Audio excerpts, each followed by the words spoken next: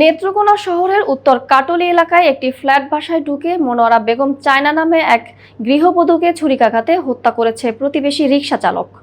এ সময় তার স্বামী আবু চান ও ছেলে মুন্নাকেও ছুরিকাঘাতে গুরুতর আহত করা হয়েছে। ঘটনার সঙ্গে জড়িত সন্দেহে ওই রিকশা চালককে আটক করেছে পুলিশ। স্থানীয় সূত্র জানায়, সোমবার সন্ধ্যা 7:30টার দিকে চায়নার স্বামী আবু চান তার বড় ছেলে আনোয়ারকে ফোন করে জানান বাসায় হামলা হয়েছে। খবর পেয়ে স্বজন ও প্রতিবেশীরা ঘটনাস্থলে এসে আবু চান ও তার ছেলে মুন্নাকে রক্তাক্ত অবস্থায় উদ্ধার করে নেত্রকোনা আধুনিক সদর হাসপাতালে নিয়ে যান। পরে মুন্নার শারীরিক অবস্থার অবনতি হলে তাকে ময়মনসিংহ মেডিকেল কলেজ হাসপাতালে পাঠানো হয়। এদিকে হামলার পর গৃহবধূ মনোয়ারা বেগম চায়নাকে খুঁজে না পেয়ে পরিবারের সদস্যরা বাসার বিভিন্ন স্থানে খোঁজাখুঁজি শুরু করেন। এক পর্যায়ে খাটের নিচ থেকে তার মরদেহ উদ্ধার করা হয়। তার শরীরের বিভিন্ন স্থানে ধারালো অস্ত্রের আঘাতের চিহ্ন রয়েছে। আমার বাপের কাটাইনো হাত দুইটা যাইতাছে, পরে আমি তো জানি না কি হয়ে গেছে, হুট করে সবকিছু ঠিক আছে।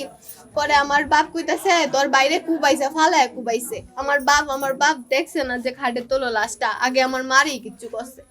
আমার আম্মুরে আগেই মারছে, পরে আমার বাইরে কুবাইছে। আমার ভাই মনে আমি শুধু কেড়ে করতে কইলাম না, আমার সাথে খারাপ করছে, এর মনে নেশা করে আইছি।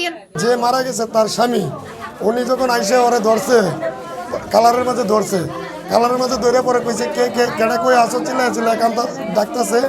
পরে এলাকার মানুষজন আইসে পরে তার উপরে একটা রশি আছে দেখেছিলেন, ওই রশিতে তারা বান্ধা রাখছিল। পরে প্রশাসন লোকজন আইসে তারা নিচে নামাইছে। তাৎক্ষণিকভাবে হত্যাকাণ্ডের মূল রহস্য জানা না গেলেও ঘটনার রহস্য উদ্ঘাটনে পুলিশ কাজ করছে এবং আটক ব্যক্তিকে জিজ্ঞাসাবাদ করা হচ্ছে। আমরা আসলে স্যার বিস্তারিত এখন দেখতে পারি নাই। আমাদের ফরেনসিক টিম সিআইডি আসতেছে এবং পিবিআই আসতেছে। তাদেরকে ফরেনসিক করার পরে আমাদের যে কিছু একটু আলামত সংগ্রহের বিষয় আছে, সেই আলামত সংগ্রহ করে আমরা বিস্তারিত জানতে পারবো। তাকে স্ট্যাপিং করা হয়েছে নাকি ছুরি দিয়ে কোপানো হয়েছে এটা জানতে পারবো।